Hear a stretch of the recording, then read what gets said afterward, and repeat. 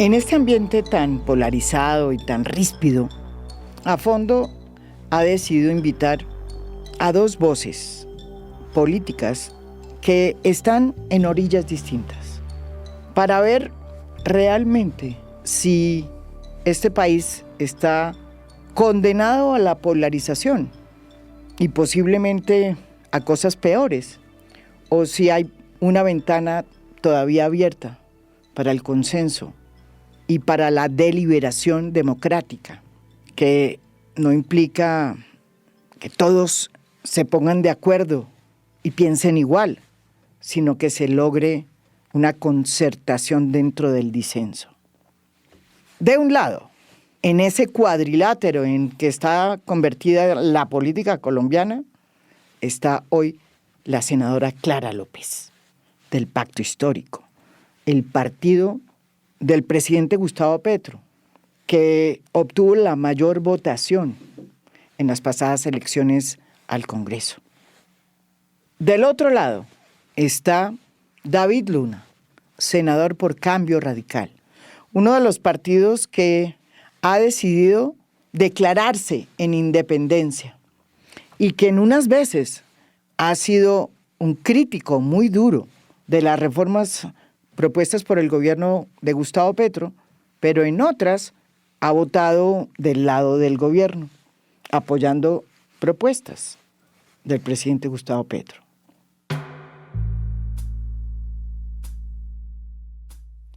A los dos les doy la bienvenida aquí en A Fondo. María Jimena, muchas gracias. Un saludo muy especial. Muchas gracias, María Jimena. Un placer estar acá. Un saludo para la doctora Clara. Yo quería preguntarle a Clara López cuál es su diagnóstico sobre el clima político que vive el país después de que el Congreso, en la Comisión Séptima, decidió hundir la reforma antes de que llegara a la plenaria.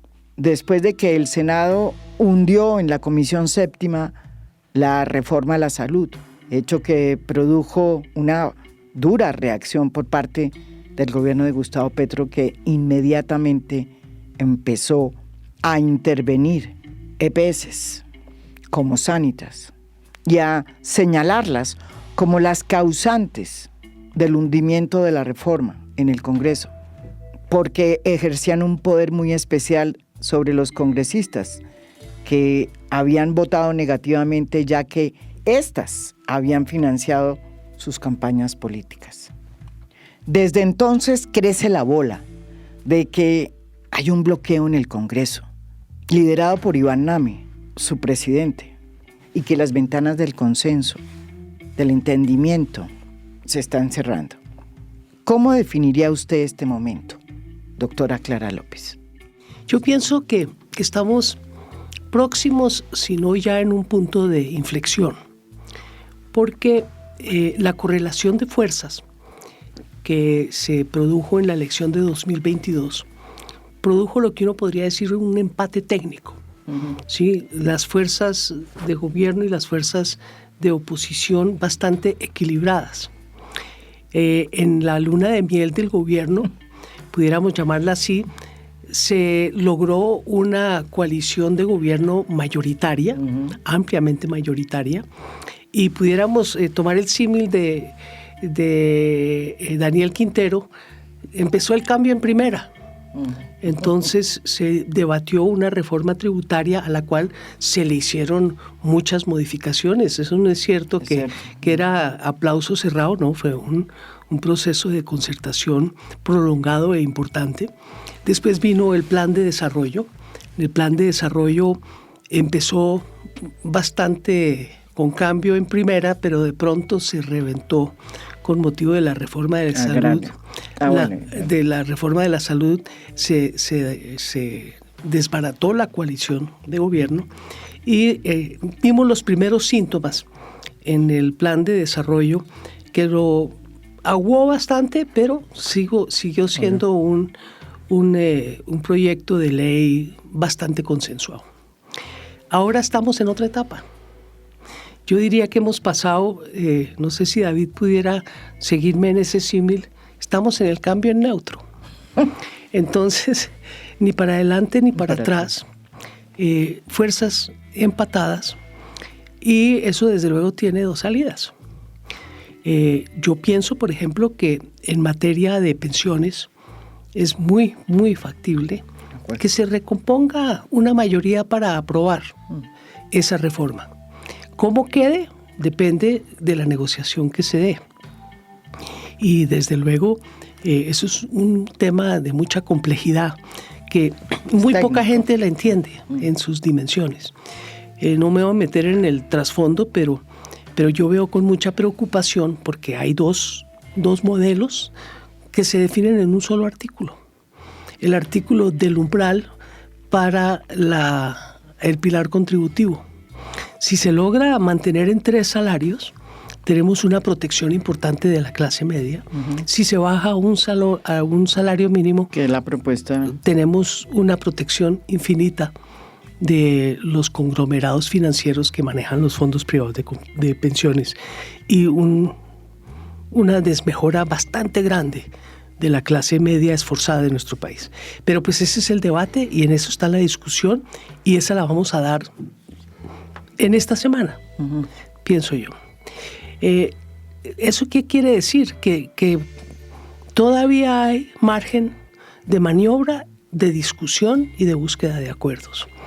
Pero yo veo rápidamente cerrándose esa perspectiva, porque un campanazo muy grande fue la levantada en la sesión del presidente Iván Name de manera intempestiva, que no contribuye porque él piensa que representaba con esa bravuconada a todo el Congreso y lo que representaba era a la oposición.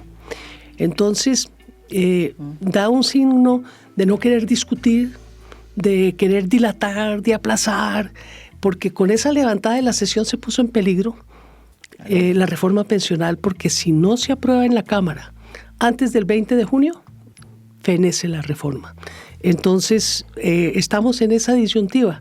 Yo esperaría que pudiésemos recomponernos para volver a un cambio positivo, pero podemos retrotraernos a una confrontación ácida, a un no sistemático, a una negación de la alternancia en el gobierno, que no le vamos a aprobar nada a Petro, ¿por qué no? ¿Y por qué no? ¿Y por qué no? Así sea bueno, malo o mediocre. Entonces, ese escenario me parece que sería muy negativo, porque es un escenario de la política desconectada con las necesidades de la gente. Y nosotros tenemos la obligación de conectarnos con las necesidades de la gente. Y quiero hacer un último comentario. Está aquí David Luna, a quien usted lo escucha y habla con firmeza, con franqueza, de una manera respetuosa. Es un verdadero privilegio escuchar sus intervenciones. Gracias. Pero él no es representativo del tono ni de la actitud de esa oposición del no sistemático, que es a la que me preocupa, porque genera una reacción igual. Y entonces acabamos en una confrontación que puede degenerar en violencia. David Luna forma parte de lo que podríamos decir hoy la oposición en Colombia.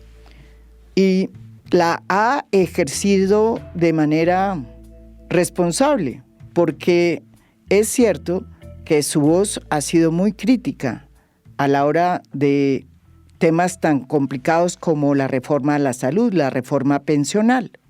Pero también es cierto que también ha apoyado iniciativas legislativas promovidas por el gobierno, como sucedió con el proyecto que no fue aprobado finalmente, que reglamentaba el uso adulto del cannabis. ¿Usted está de acuerdo con lo que dice aquí la doctora Clara López en el sentido de que estamos llegando a un punto de inflexión en materia de consensos? Bueno, María Jimena, lo primero que creo yo vale la pena recordar es que el día que el presidente Petro triunfó en las elecciones, salimos a reconocer su victoria y dijimos con claridad que haríamos oposición, pero nunca daño. Esa frase, ¿cómo se desarrolla? Se desarrolla en el entendido que acompañamos los proyectos de ley que consideramos son importantes o son valiosos para la sociedad, y nos oponemos, como lo dijo hace un minuto Clara, con respeto a los que no. Y le agradezco muchísimo a la doctora Clara su comentario, porque con ella afortunadamente toda la vida hemos podido conversar más allá de nuestras diferencias. Entre otras, muchas veces nos ponemos de acuerdo. Así es. Sí. En segundo lugar, yo creo que es importante también recordar que Colombia tiene un sistema presidencialista, sí, pero también tiene un sistema finalmente de frenos y contrapesos, y el Congreso hace parte del ejercicio del control, no solamente el control político, sino adicionalmente de buscar evidentemente un equilibrio. Y a mí me parece, como usted lo dijo en su introducción, que eso no se veía hace muchos años en Colombia, y por eso en estos momentos genera tanto encrispamiento. No es que sea normal, pero tampoco es anormal lo que está sucediendo, porque precisamente ese equilibrio es lo que permite pues tratar de llegar a algo que es fundamental en este ejercicio, y es la concertación. En tercer lugar, a mí me gusta más el presidente del 7 de agosto, un presidente estadista que dijo que quería conversar y concertar con la oposición, al presidente activista del discurso del balcón, cuando trata de estigmatizar o en su defecto de polarizar. ¿Y por qué me gusta más el del 7 de agosto? Porque fue con esa fórmula que logró sacar adelante muchos de sus proyectos. En cuarto lugar, yo creo que la reforma a la salud no se hunde porque no haya habido concertación. Yo sí creo que hubo concertación en muchas cosas.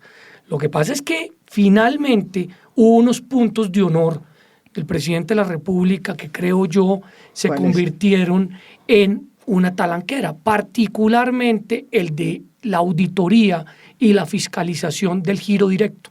Mire usted, nosotros como oposición estábamos de acuerdo con el presidente Petro en que hubiese giro directo. En lo que no estábamos de acuerdo es que solamente el 15% de esos recursos se auditaran. Y por último lugar, a mí me parece que sí hay, digamos, muchas posibilidades de lograr consensos en estos momentos. Y ahí es cuando yo llamo nuevamente a lo que el presidente ha reiterado en tantas oportunidades como el acuerdo nacional. Este sería el momento para que el presidente invitara a muchas personas que pensamos distinto, por ejemplo, a la luz de la reforma, a la reforma a la salud o a la reforma pensional también. Porque mire, creo que se podrían generar unos acuerdos en puntos particulares. Y termino con esto, sobre la pensional que mencionó la senadora Clara López. Yo creo que hay mucho acuerdo en dos cosas. Uno, eliminar de una vez por todas los subsidios a las altas pensiones. Dos, aumentar los subsidios que las personas mayores del programa Colombia Mayor reciben, aunque para eso no se necesita ley. Para eso último podría existir una decisión de carácter ejecutiva y podríamos avanzar en el tema. En lo que sí creo que no están de acuerdo ustedes dos es en el monto sobre el cual se establece el sistema de pilares en la reforma pensional. En eso claramente hay una diferencia. El gobierno está planteando 3 salarios mínimos y nosotros hemos dicho que con uno es más que suficiente. Pero hacerle una acotación a David.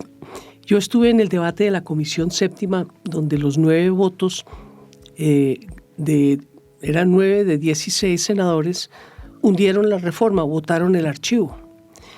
Pero habiendo ese tipo de diferencias... La reforma de la salud. De la salud, perdón. Habiendo ese tipo de diferencias como del auditaje, pues perfectamente se pueden sentar teniendo la mayoría para introducir eso en el proyecto y tiene trazabilidad. Entonces, yo interpreté lo de la Comisión Séptima como una ausencia de voluntad de buscar acuerdos, porque si usted tiene la mayoría para archivar, usted tiene la mayoría para introducir ese tipo de planteamientos en la reforma. Fue una decisión política de derrotar a Petro por encima de hacer la propuesta, por ejemplo, de la auditoría y decir no estamos de acuerdo con el gobierno, teniendo las mayorías, pues no necesitaban el acuerdo del gobierno para hacer esa modificación. Entonces, yo creo por eso que estamos llegando a un punto de inflexión que debemos evitar a toda costa. porque es que acabar en un no sistemático de ese estilo de carácter permanente sí es un bloqueo institucional muy, muy complejo, porque no es solamente el Congreso de la República, se nota también actitudes en las altas cortes que uno ve con mucha, mucha preocupación, pero me imagino que sobre eso hablamos más adelante. Pero yo también una acotación. Es que recuerden ustedes que el Partido Conservador, partido al que yo no pertenezco, se reunió con el presidente Petro y con la entonces ministra Corcho. Y eso fue parte de sus preocupaciones, el tema de las auditorías. Salieron de ahí y dijeron que tenían un acuerdo. Y después la ministra Corcho no solamente no llevó el acuerdo a feliz término, sino manifestó públicamente que no estaba interesada en aplicarlo. Entonces ahí se comienza a generar desconfianza. Pero si cambiaron hasta el ministro. Bueno, pero el ministro actual también lo mantuvo, entonces. Pero a mí sí me parece muy preocupante que pensemos que un no reiterativo por parte del Congreso es una desinstitucionalización de la Constitución. No, el Congreso tiene autonomía para decir sí, no, tal vez, a lo mejor, y eso no puede concluir en que entonces voy a cerrar el Congreso porque simplemente no me está aprobando las solicitudes que yo estoy haciendo. Me parece que en eso tenemos que entender que cuando el Congreso toma una decisión hay dos posibilidades, o aceptarla o insistir con un nuevo proyecto de ley seguramente más concertado o mejor estructurado. Bueno, de hecho, hay que hacer un proyecto, el gobierno tiene que hacer un proyecto de ley porque no todo puede pasar por decreto. Estoy hablando de la reforma a la salud. Yo también estoy de acuerdo con que se debería. Sí, y sin lugar a dudas, ese es el camino, a menos que se logre concertar en la plenaria del Senado la apelación que hizo el Pacto Histórico desde la Comisión Séptima para que se reconsiderara el archivo del proyecto. Yo repito, el no es perfectamente entendible. Esto no se trata de imponer consensos a la brava. Y desde luego sobre la mesa no está cerrar el Congreso. Con todo respeto, yo quisiera recoger esas palabras.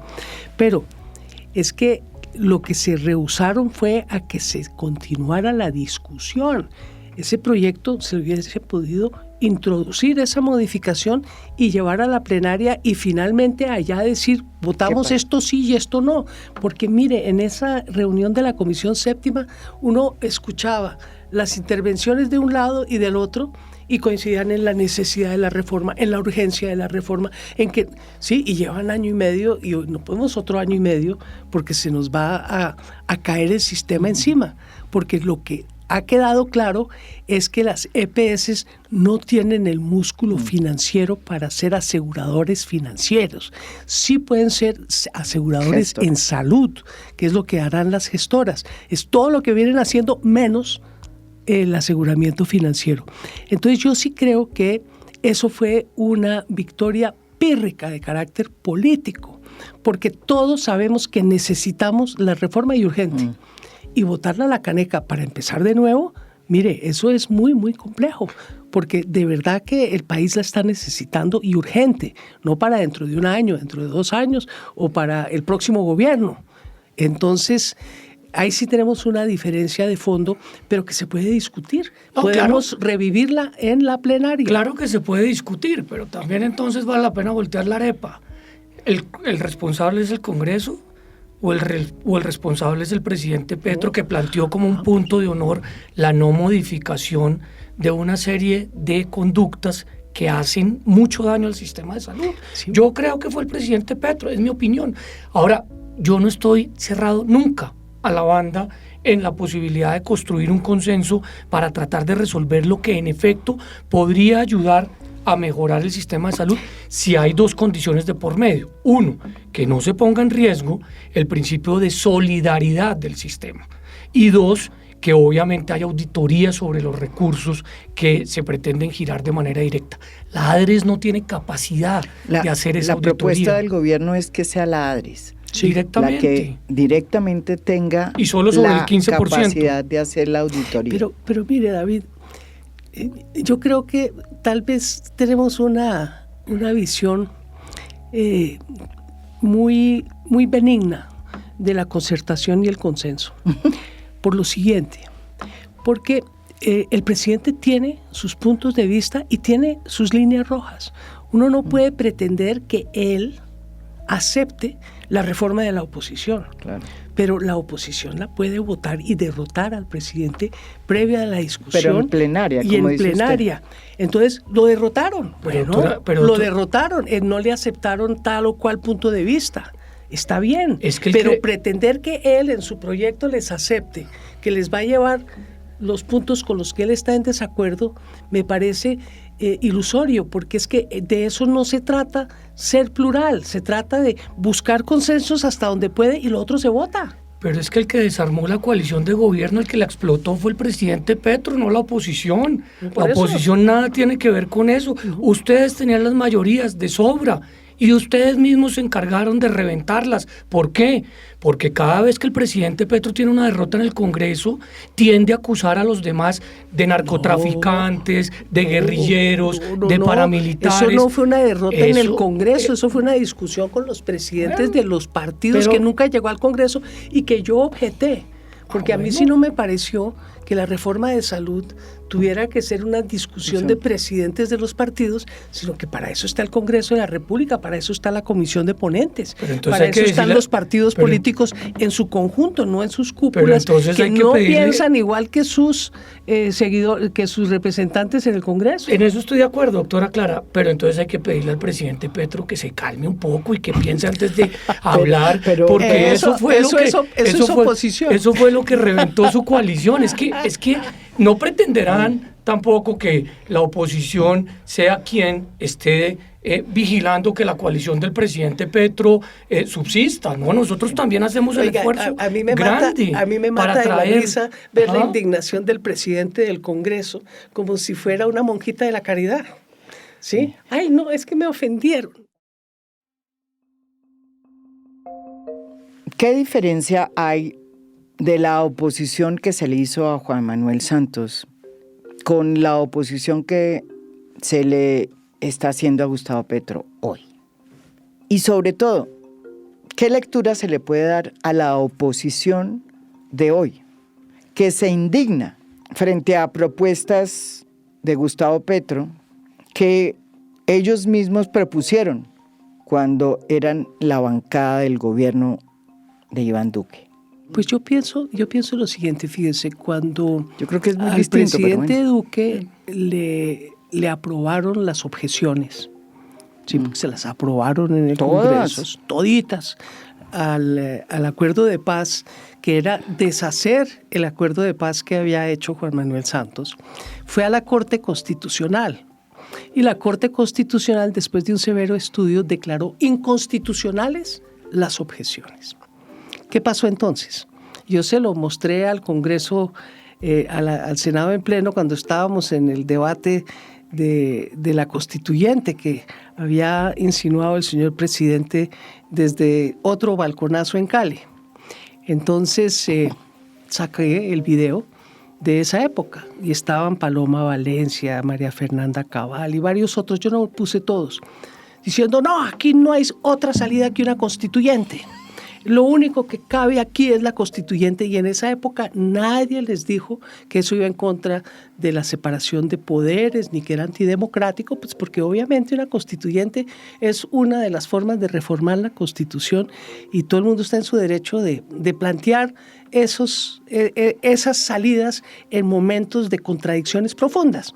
Entonces yo creo que pareciera que no hay diferencia, pero en el caso de Petro, yo veo una diferencia profunda. Y es que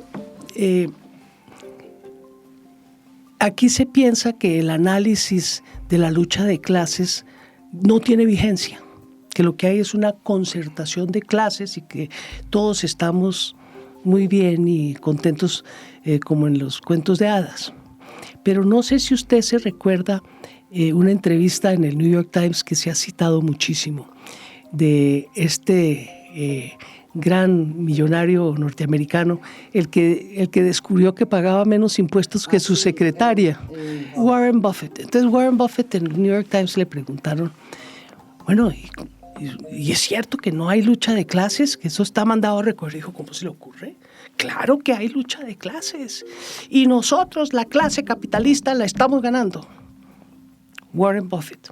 Claro que hay lucha de clases.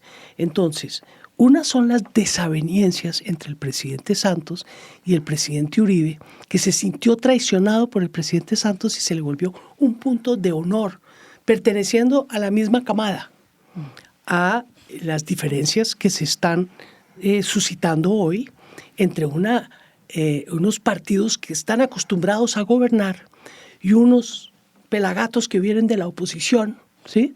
Y que ellos consideran irrespetuosos, que tienen unas ideas locas, porque sí es una lucha de modelos. Sí, es un cambio de élites. Es un cambio de élites y es una confrontación de modelos de desarrollo de la sociedad, del desarrollo económico del país. Yo, por ejemplo, siempre he sostenido como liberal. Yo soy liberal de izquierda, pero yo siempre he militado en el Partido Liberal y yo siempre le he visto un sentimiento ético superior a lo público que al ánimo de lucro privado, sin deslegitimar el ánimo de lucro privado. Pero es que aquí han demeritado lo público a tal extremo que hasta la solidaridad la ponemos en cuestión.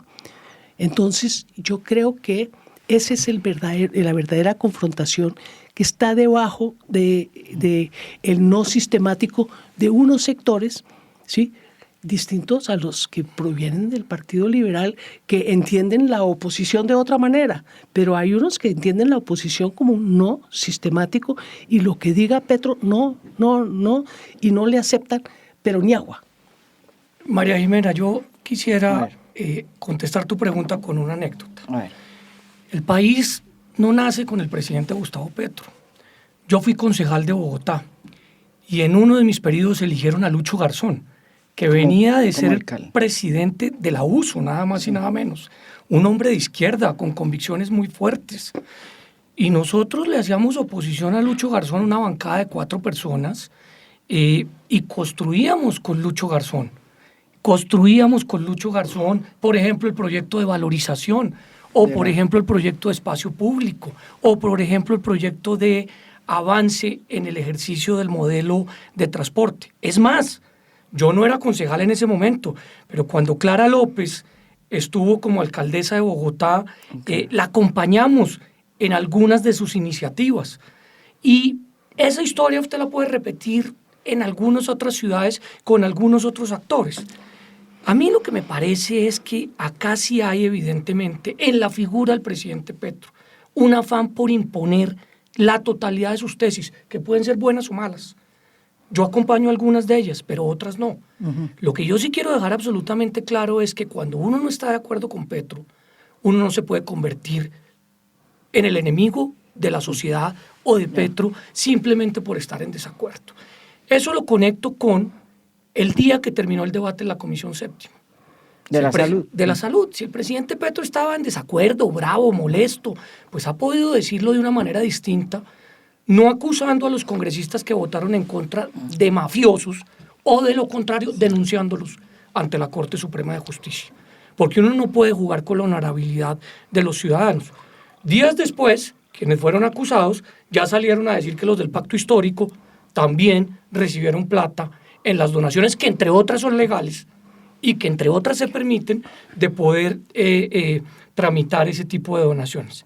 Y termino con esto. Su pregunta sobre la paz es que nosotros acompañamos el proceso de paz con las FARC, creemos profundamente en esos procesos. Por ende, después el partido votó en contra de las objeciones que presentó el presidente Duque. Ahí había un fondo y mire usted, ese fondo cómo no se desvirtúa. Este mismo partido que acompañó a Santos en el proceso de FARC, que se opuso a Duque en el proceso de objeciones, acompañamos al presidente Petro en su proyecto de prórroga de la ley de orden público que él denominó paz total. Entonces, esto no se trata pues de per se, y yo entiendo que Clara hace una diferenciación, pero es que acá hay que entender que no todo el que se opone es del Centro Democrático y pertenece a la línea del expresidente Uribe. Hay algunas otras personas que hacemos un ejercicio con claridad, con contundencia, pero que no vamos a tolerar bajo ninguna circunstancia que el presidente siga denigrando a quienes piensa distinto. Y yo creo que ahí es donde está arrancando este tejemaneje tan complejo. Como un malestar nuevo, dice usted. Un malestar que la gente sí está diciendo, hombre, uno puede estar de acuerdo con Petro, uno puede estar en desacuerdo, pero cuando está en desacuerdo, pues entonces tome su varillazo y al día siguiente como si nada. No, yo creo que cada cual tiene su corazoncito y sobre todo su honorabilidad que hacer respetar. Pero hablando de eso, que yo creo que tiene razón David, yo creo que hay cosas que uno quisiera que el presidente no hubiera dicho, ¿no es verdad?, en este debate. Sí, no, en eso concuerdo. Uno no se pone a censurar al presidente en sus palabras, pero uno sí tiene un estilo distinto. Y hablando de palabras mayores, hay que reconocer también que contra el presidente Gustavo Petro se han lanzado unos dardos tenaces, que yo creo que es la primera vez que se lanzan contra un presidente. Me refiero al tratamiento que le dio al mandatario el exfiscal Francisco Barbosa, que no lo bajaba de guerrillero, lo comparó hasta con Pablo Escobar, y ni siquiera cuando lo mencionaba le decía presidente, solo Petro. Eso es irrespeto al presidente por parte de el segundo funcionario más importante de este país. Es la primera vez que se ve en esta compleja democracia colombiana. Eso no hay que olvidarlo. Y en el recinto del Senado, el senador Miguel Uribe le ha dicho criminal al presidente. Entonces sí tenemos, yo creo que ahí caen los de la oposición en la generalización, sí. Pero ni de parte y parte. Yo creo que uno tiene que respetar la palabra, y precisamente con David Luna, con Paloma Valencia, con senadores de distintos partidos, nosotros hicimos aprobar una proposición en el Senado de la República que convocaba a los senadores a respetar la palabra, a tratarnos mutuamente con respeto en búsqueda de una deliberación democrática sana en el recinto, en las redes y en los medios de comunicación. Y hay una comisión accidental que debe en estos días finalmente sacar el presidente del Congreso, integrada por un delegado de cada partido, para que nos sentemos a conversar, a buscar caminos. No necesariamente acuerdo nacional ni mucho menos, pero sí acuerdos parciales que nos permitan generar las condiciones de una deliberación democrática sana en el seno del Senado de la República. María Jimena, yo estoy totalmente de acuerdo contigo. Nadie tiene patente de corso para maltratar, para insultar y mucho menos para denigrar a un miembro de otra rama del poder o incluso de la misma rama del poder. A mí me parecieron totalmente desafortunadas no solamente esas declaraciones, sino muchas otras, porque los debates necesariamente se tienen que hacer es sobre el fondo, sí, no, sobre el fondo. ¿Sí? Cuando salen a insultar a los del pacto histórico, que porque recibieron unos recursos que desde mi punto de vista son legales, y me preguntan a mí, ¿usted qué opina? Pues dije eso, son legales, como también son legales los que recibió el Centro Democrático. Ese debate, que yo sé que Clara no se dedica a eso, o sea, no perdemos el tiempo en eso, es el debate que tiene, digamos, reventada la democracia, no en Colombia, sino en muchas otras partes. Por eso la proposición que menciona la doctora Clara es tan importante, porque hoy sí cabe la figura de un acuerdo sobre lo fundamental. Discutamos el umbral de la pensional, discutamos la auditoría de la salud, discutamos el cese al fuego en La Paz, lo que quieran, pero no le metamos a esto pues una carga adicional que no está contribuyendo a nada distinto que a esa polarización que le está haciendo tanto daño al país. Y yo creo que ahí sí tenemos una responsabilidad de tratar de bajar la temperatura de lado y lado, porque eso termina no permitiendo que sean los debates de fondo. Hace unos días le hice aquí una entrevista al senador Iván Cepeda luego de que se conoció la decisión de la Fiscalía de llamar a juicio al expresidente Álvaro Uribe en un proceso pues donde él era la víctima principal. Y curiosamente me hizo recabar en algo, y es que según él esta crispación en que está el país y esta polarización que es innegable es el mejor momento para abrir la posibilidad de que el país entre en un acuerdo nacional. ¿Ustedes creen que eso es por ahí? Déjeme contestar a mí primero, Sí. porque es que le quiero poner un ejemplo. Que es un ejemplo que no está en la agenda nacional, ni es importante Sí. para muchos, para otros sí. Un proyecto de ley sobre la Agencia de Seguridad Digital. La doctora Clara y yo somos ponentes. Sí. Estamos de acuerdo en muchas cosas, pero estamos en desacuerdo en otras. Y nos sentamos y dijimos, yo creo que podemos resolver el tema. Nos ha faltado, digamos, hay detalles, y a los cuales seguramente vamos a poderlos llegar a feliz término. Si uno trata de generar acuerdos nacionales sobre las cosas sencillas, pues va a ir pudiendo seguramente crecer y construyendo sobre las otras cosas, pero estamos llegando al punto de que ya ni siquiera pues conversamos o hablamos y pues en el Congreso si no se habla con quien piensa distinto, entonces ¿con quién se habla? Yo hablo con, por ejemplo, el doctor Julián Gallo, que está en la Comisión Primera sobre la ley de sometimiento a la justicia y estamos muy en desacuerdo en muchas cosas, pero podemos ponernos de acuerdo en algunas otras. Por eso quería intervenir antes que tú, para recordar ese pequeño hecho. Yo sí creo que puede haber, como lo dice Iván Cepeda, posibilidades de lograr acuerdos en muchos temas, que puede que no sean los de la agenda, pero de ahí hay un punto de partida. Empezar a construir. Hay un punto de partida y eso el país lo va recibiendo con beneplácito en el entendido. Oiga, se pusieron de acuerdo en esto, qué maravilla. De hecho, un segundo punto, la doctora Clara es autora de un proyecto muy importante para proteger no solamente a las mujeres, sino también a los hombres, producto de un desarrollo tecnológico, llámese video, filmado sin autorización.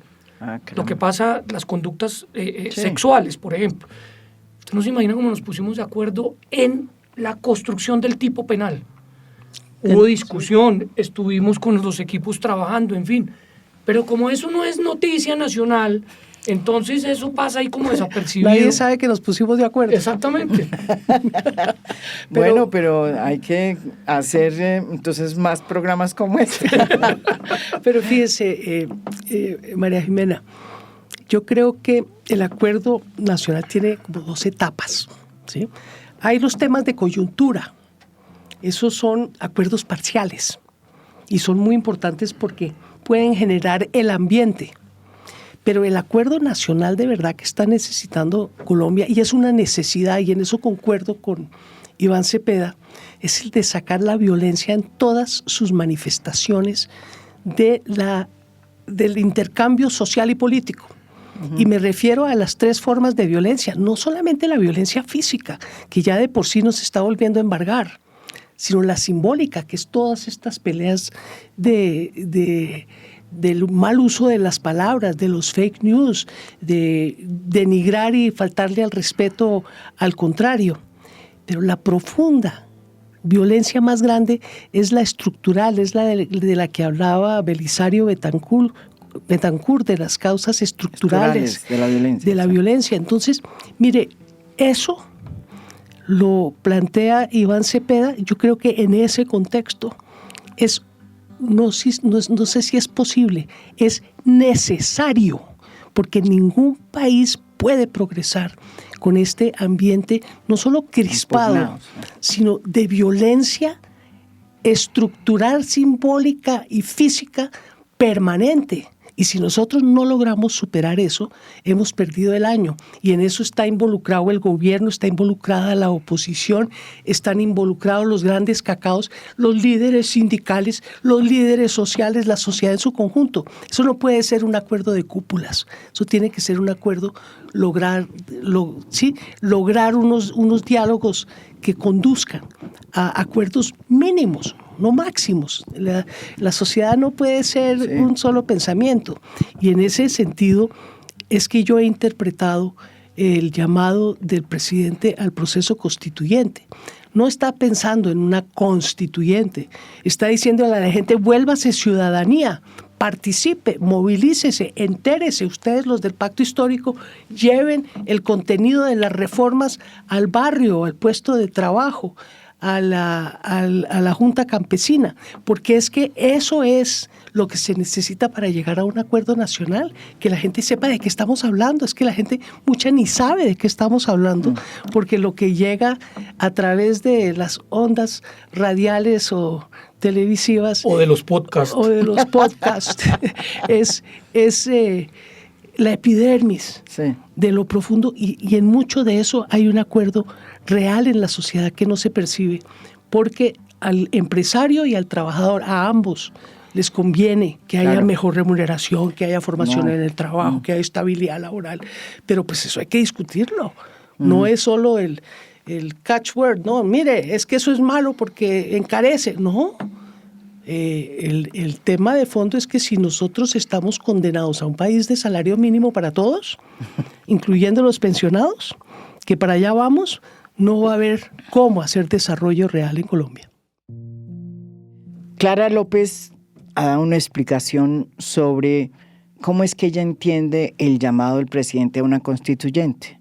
Según ella, pues la idea es más bien llevar toda la agenda de cambio a los cabildos, a la base popular, para que entienda de qué estamos hablando y se familiarice con los cambios. ¿Usted cree que es bueno para el país plantear una constituyente, como lo ha hecho ya el presidente Gustavo Petro? Dos cosas. Primero, yo sí creo que es posible implementar la invitación que el presidente Petro ha hecho en repetidas ocasiones de construir un acuerdo nacional sobre temas muy grandes, pero también sobre temas medios o sobre temas pequeños. Y eso es muy valioso porque es el comienzo de lo que puede ser la construcción colectiva para lograr que el país pues resuelva problemas. Y me parece que en eso deberíamos seguir insistiendo. Por eso estoy de acuerdo con la doctora Clara y con el doctor Cepeda. Lo he manifestado, inclusive en el recinto en varias oportunidades, a tal punto que el País de España hizo un día un artículo donde señaló, mire que es posible lograr que estos temas puedan ser discutidos y tratados. Dos, yo no estoy de acuerdo con la constituyente como la explicó el presidente Petro. Lo que acaba de decir la doctora Clara es una cosa totalmente diferente que además me parece muy interesante, pero tanto en la entrevista que anoche le oí al presidente como en otras, vuelvo e insisto, manifestaciones públicas, entre comillas, de balcón, lo que yo siento es que él quiere animar una reforma constitucional sin tener en cuenta los requisitos que señala la Constitución. Y eso sí me parece pues equivocado, porque yo creo que el presidente Petro pues ha respetado siempre la democracia y en ese sentido eso atentaría radicalmente contra la Carta. Entonces esperaría que esto sean unas discusiones, pero no, en eso no lo voy a acompañar bajo ninguna circunstancia. Bueno, yo les agradezco este ejercicio, que nos salió bien, fíjese. La gente no entiende, hay veces, o sea, el país y la política está tan inmersa en las epidermis que hay veces, pues no hay espacio para hablar sobre lo que realmente está pasando en la política. Y cuando uno mira y se mete, pues hay más acuerdos que desacuerdos. Lo que pasó hoy prueba eso. Yo creo, y permíteme hago un comentario agradeciéndote profundamente esta invitación que tú acabas de dar en el punto. Hay muy pocos espacios para poder dialogar y para poder conversar. Hace 30 años, ustedes tal vez lo recuerdan, Colombia hizo un ejercicio de Colombia por escenarios. Sí. Yo creo que hay que repetir esos ejercicios para que la gente tenga la posibilidad de conversar, el empleado, el empleador, el sindicato, la organización, y pueda entender que se puede poner de acuerdo en muchas cosas en muchos momentos. Sí, es que estamos metidos cada uno en su burbuja y no habla sino con los que están de acuerdo. Entonces eso es muy complejo. Hay que salirse de la burbuja y enfrentar la discusión pública, la deliberación pública, que es lo único que garantiza la robustez de una democracia.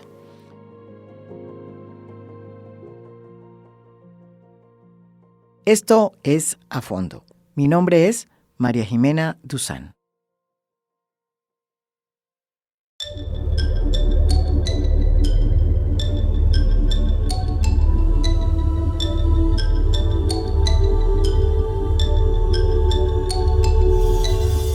A Fondo es un podcast producido por Mafialand.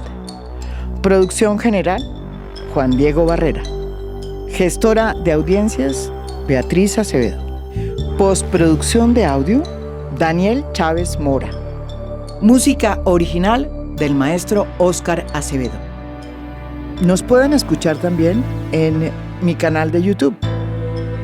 Gracias por escuchar. Soy María Jimena Duzán.